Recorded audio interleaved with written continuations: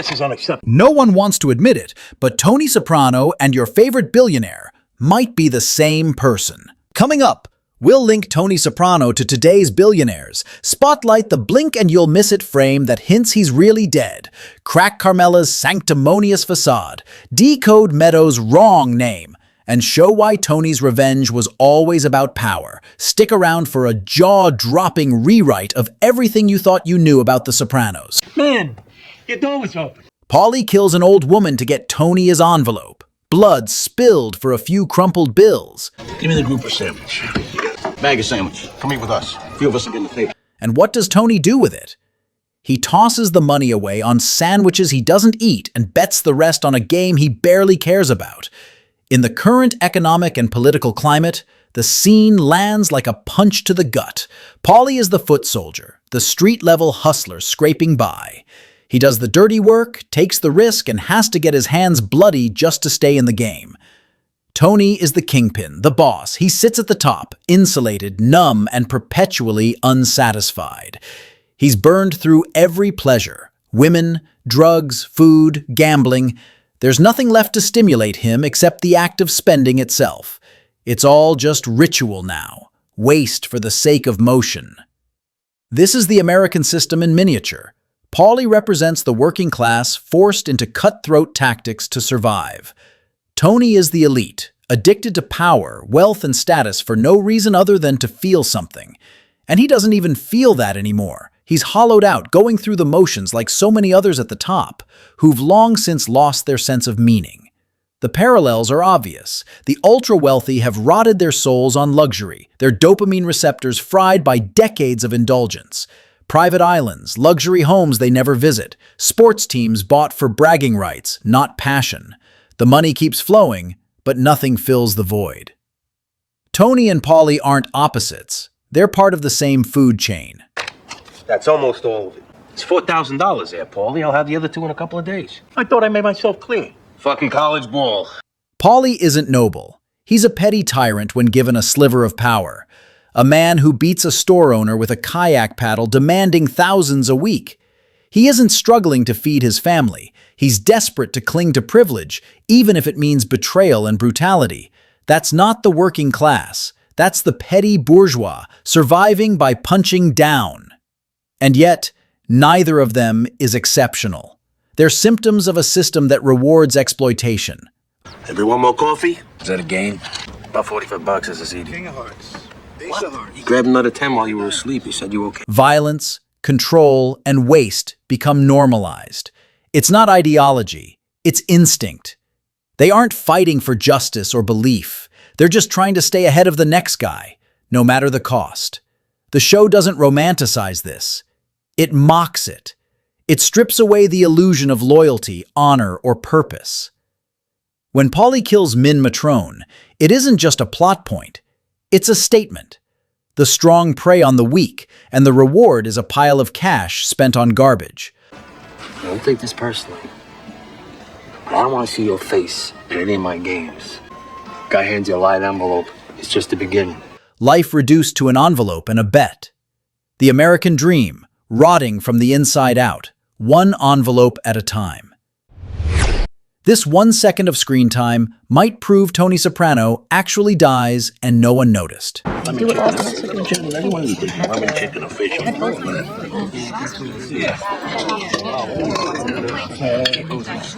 Bobby's wake, during the food line scene, the camera glides through a mix of mourners discussing lemon chicken or fish, standard fare.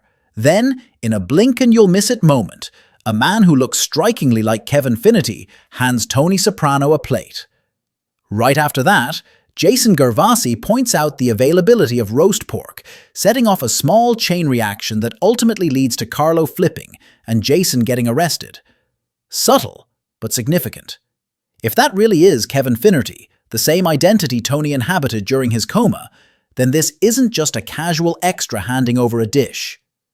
Finnerty once nearly led Tony into the afterlife in that surreal hotel near the mysterious house. Now he appears again, right before the final events at Holston's, quite possibly touching Tony as he hands him the plate. That's not just symbolic, that's ominous. There's an angel of death vibe here. This moment adds to the show's long-running use of the surreal and supernatural. From Mary and Big Pussy's ghostly appearances to Carmela's prophetic dreams. It may seem like a stretch, but it fits the show's logic, where the line between reality and dream, death and life, is constantly blurred. Then there's the pork. Not just lunch meat, it's thematically loaded. What'd I fucking tell you? What, your father never cut off anybody's pinky? That's traumatic for anyone to witness, much less an 11-year-old. Actually, it was. Pork has been linked to Tony's trauma since childhood, ever since he saw his father butcher a man in a meat shop, an event that triggered his first panic attack. So when Jason gleefully announces the roast pork, it's not just food, it's foreshadowing. He and Carlo become direct sources of stress and betrayal for Tony, fulfilling the anxiety the pork implies. Visually, the whole wake scene echoes the Last Supper. Tony at the center, food as ritual, betrayal around the table. Even Paulie can be heard grumbling about cauliflower being $3.99 a pound, anchoring the scene in everyday absurdity, while the subtext simmers beneath. There's also been debate about whether the man is actually Kevin Finnerty, or an actor who simply resembles him. The face on Finnerty's ID in the coma episode isn't James Gandolfini. It's someone else, and possibly the same man seen here. That opens up a whole new layer of intentionality. If the creators went so far as to cast the same person, the implications are deliberate, not coincidental.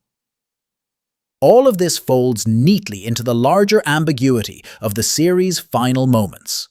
Does Tony die? Does he live?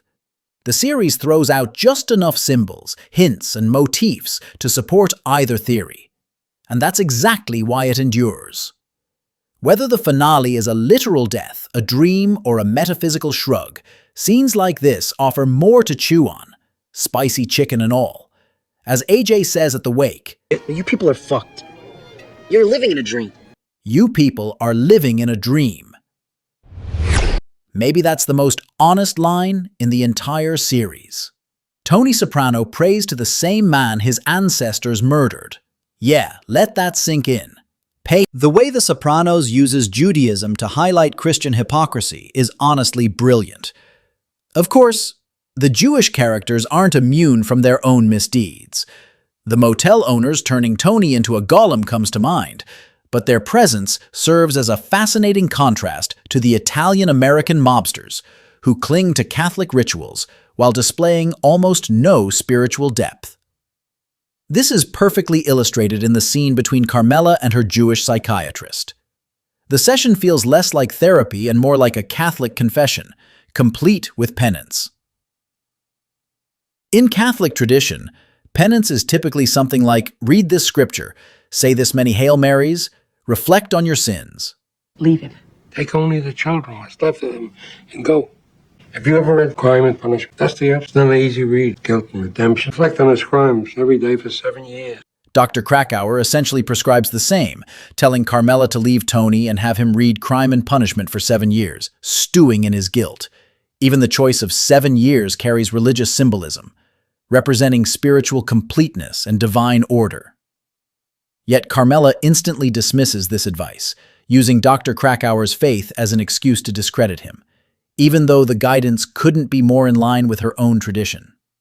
There's also the memorable scene where Tony tortures Ariel to gain control of the motel. And the Romans? Where were they now? You're looking at him, asshole. Ariel invokes Jewish history, asking what became of the Romans who persecuted the Jews.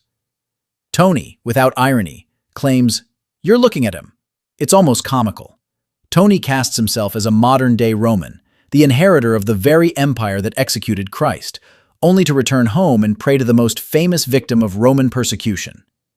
The mob sees themselves as descendants of those who killed God, yet revere Christ in church as if this contradiction doesn't even register. Trust me, you've got a break being Jewish. Jews, that's right. I knew there was something.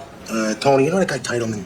Owns all that property. That hotel down the street from they're called Hasidim. Hasidim, but I don't believe them.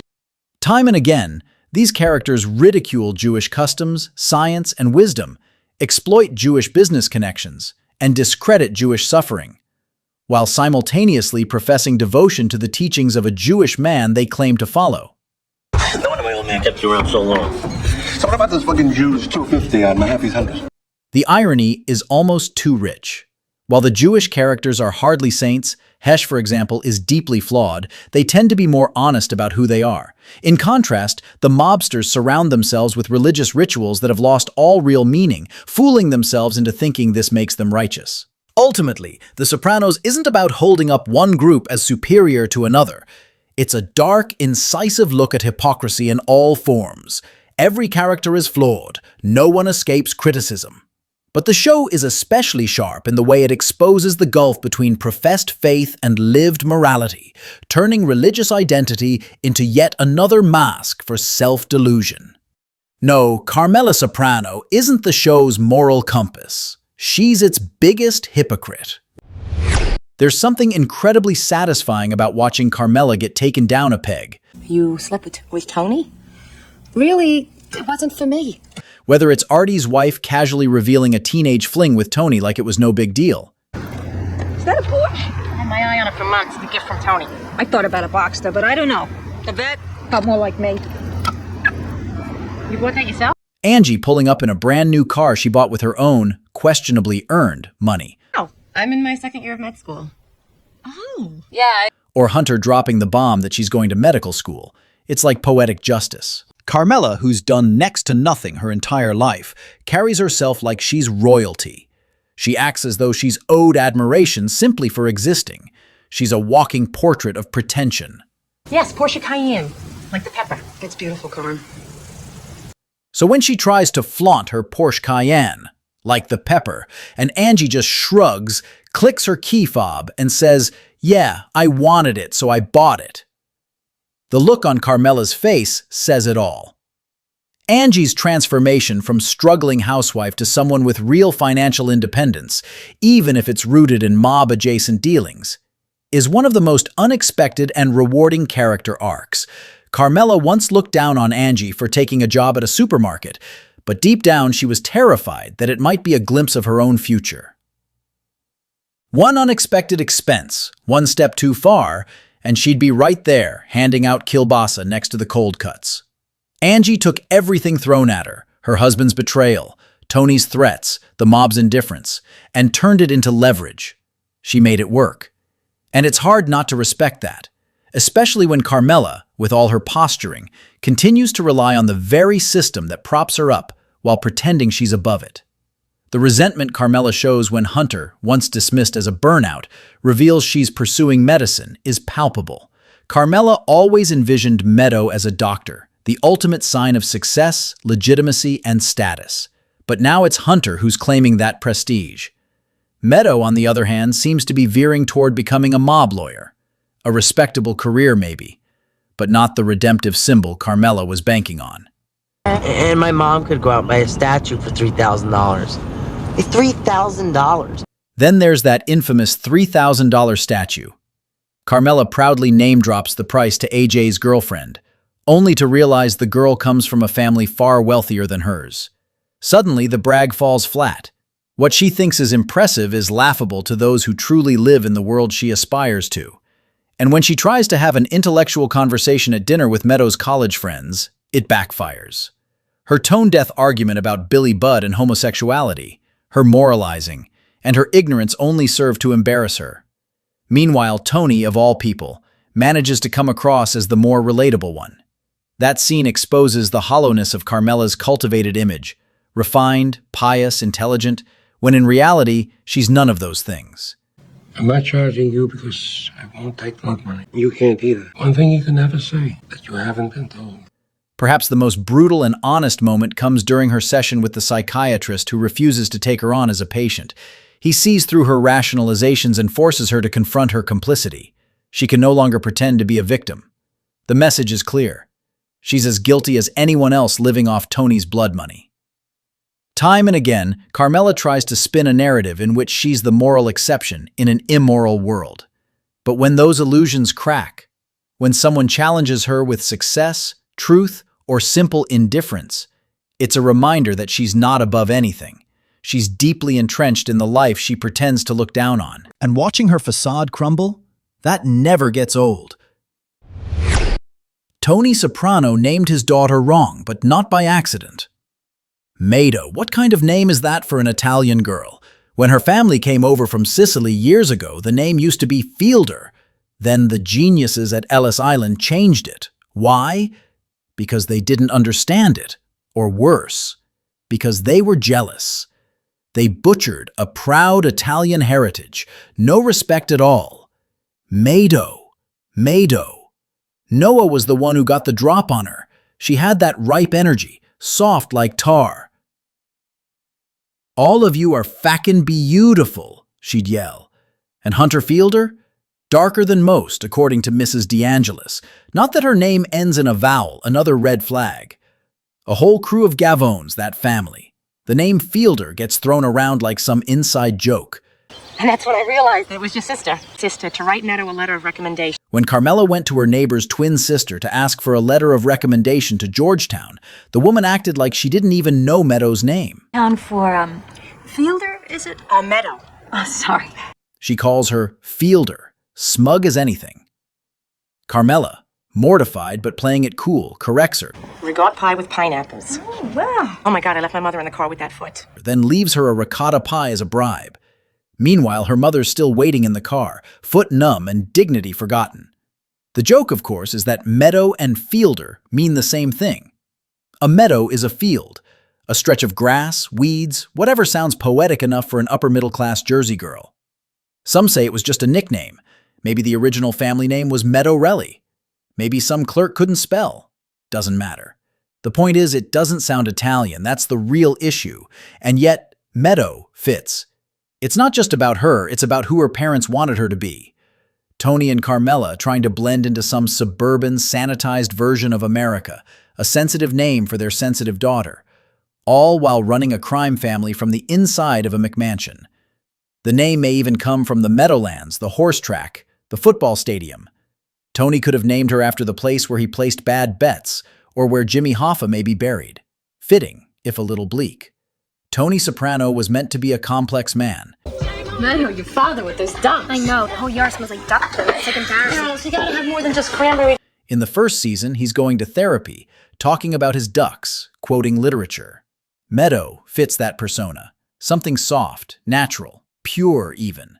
The opposite of Anthony Jr., who carries the family name and burden. There's symbolism in the contrast. Meadow, representing possibility, escape, a softer future. The name isn't just a misstep, it's a message. Meadow's middle name is Mary Angela, or Mary Angela, depending on the spelling. Either way, it ties her back to the Virgin Mary and Italian tradition. A kind of balance. Soft first name, old world middle name. And maybe, just maybe, it wasn't about poetry or symbolism at all. Maybe she was conceived in Tony's truck at the Meadowlands, before a horse race. Wouldn't be the first time a name came from a moment like that. In any case, the name stuck, whether it was meant to elevate her, Americanize her, or just honor a piece of Jersey turf. Meadow it is. Tony wouldn't have killed a rapist for justice. He would have done it for control. Give me your fucking money, you prick! Where's my fucking money? So you had coffee. Right. If Melfi had told Tony, it wouldn't have taken long for him to use it against her. Maybe not immediately. Tony's nothing if not theatrical. But as soon as she said something he didn't like, he'd remind her who took care of her problem. And, make it uncomfortable for these people, like you did with your unions before. It's gonna cost you. Besides what you're already raping me for those no-show electrician jobs. He'd likely wait just long enough to pretend he wasn't the type to hold it over her, then weaponize it the moment she challenged him. Picture a session where she questions his morals. What you do is wrong, Tony. Sure, until you needed someone to put down your rapist. Anytime she tried to point out his hypocrisy or criminal behavior, he'd play the martyr. Don't pretend like you don't know what Tony Soprano is capable of. It would mirror that moment in season 1, when she talked him down from killing the soccer coach. Only now he'd flip the script. You stopped me then, but look what happens when you let me off the leash. Justice. Even if she never explicitly asked for help, Tony would see it as a debt. Pair of tickets. I can't use them. Can you take them off my hands? In his world, a favor is never just a favor. Whether it's fixing cars, bailing out friends, or offering violent solutions, it always comes with strings. Emotional leverage is currency, and Melfi would suddenly find herself bought and paid for. He wouldn't say it directly. He'd drop hints, subtle reminders, quiet pride. Maybe something like, "Funny how bad my methods are," until they help you sleep at night. Soon enough, any resistance she offered would be met with guilt-tripping, manipulation, and emotional pressure. If she refused him something, advice, information, affection, he'd remind her what he did, how no one else would have done it, how she owed him. The ethical high ground she clung to would be buried under a mountain of obligation. And that's assuming he stopped at retribution. What part of the boot you from, hon? Dr. Melfi. My father's people were from Caserta. Avellino. My mother would have loved it if you and I got together. Tony might push further, showing up outside sessions, trying to escalate things personally, pressing her into intimacy. Not overtly at first, but in ways that exploit the power shift. With Tony, blurred lines don't stay blurred for long. They get crossed. That's the core of it. Melfi's decision not to tell Tony wasn't just about legality or therapy ethics. It was about survival, professional, emotional, and moral. If she gave him that power, she would lose every advantage she had, and he would never let it go. Not because he's evil in some cartoonish way, but because favors are control, and control is everything. She knew what he was. And more importantly, she knew what she needed to stay. Thanks for tuning in to Sopranos Breakdown. If you enjoyed this ride, hit subscribe and join the crew. No drama, just good people talking good TV.